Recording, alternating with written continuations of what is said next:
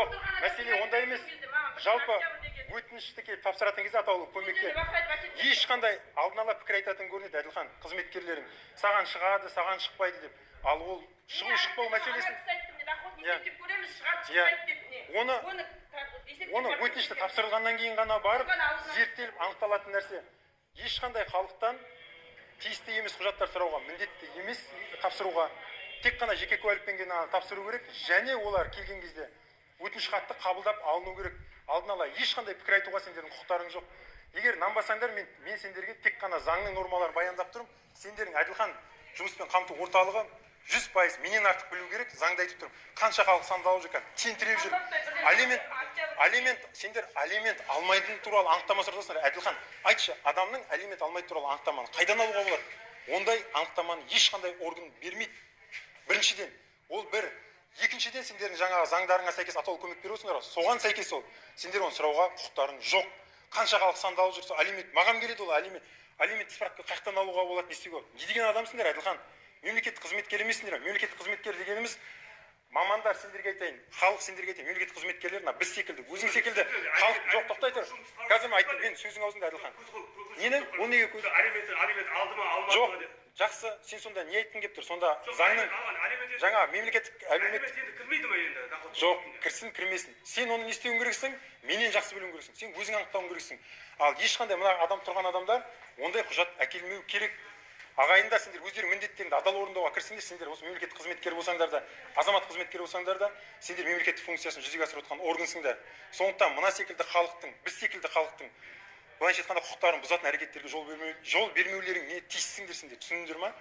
Басқа сендерден сұрайтын еш нәрсе жоқ. Сендер заңды орындаңдар деп тұрмыз. Я үйіме келіп жер аударып бер, үйімді тазалап бер, спорт бер деп отқан жоқпыз. Өтірік суреттерге түсіп ше? Тиісті нәрсе.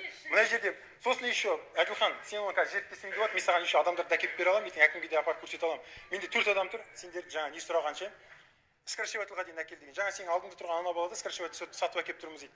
Ал негізінде сендер ешқандай құжат жаратуға құқықтарың жоқ. Скоршеватель, я қағаз, пишу бумага, бірдей-бір барлығын мемлекет қамтамасыз етуге міндетті. Неге? Өйткені біз бәріміз үш жерде тұрғандар ай сайын өзіміздің табысымыздан 10% аударып отырмыз. Осындай мәселелерді сендер шешіп отыру үшін сенің айлығыңды біз төлеп отырмыз. Түсіндің ба?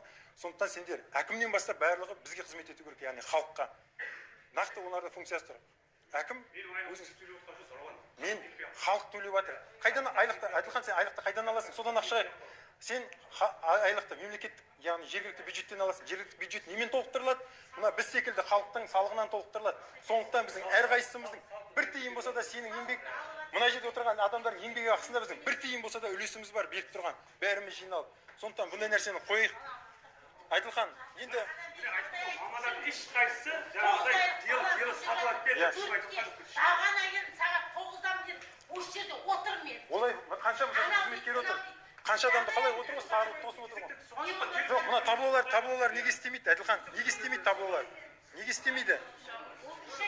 Қарасайшы, мен кірдім жаңа, мына жерде қанша адам бос отыр мінекей. Қанша адам тосылып отыр ана жерде, Әділхан?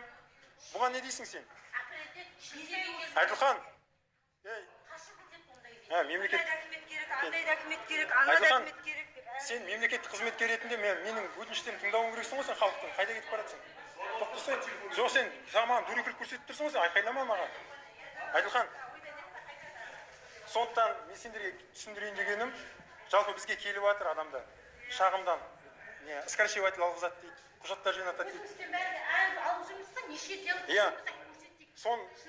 Бұлар енді көрдің ғой жаңа, как будто ешқандай құжаты. Енді қазір осы кезде бәріміз жиналып, өтірікші болып тұрмыз осы кезде. Ешқандай құжатты алып атқан жоқ, артық скоршеватель алғызып атқан жоқ. Өтініш хатқа жаңағындай заң бойынша өтініш хатты сіздерден ешқандай сөз айтпай қабылдап алу керек болды. Соны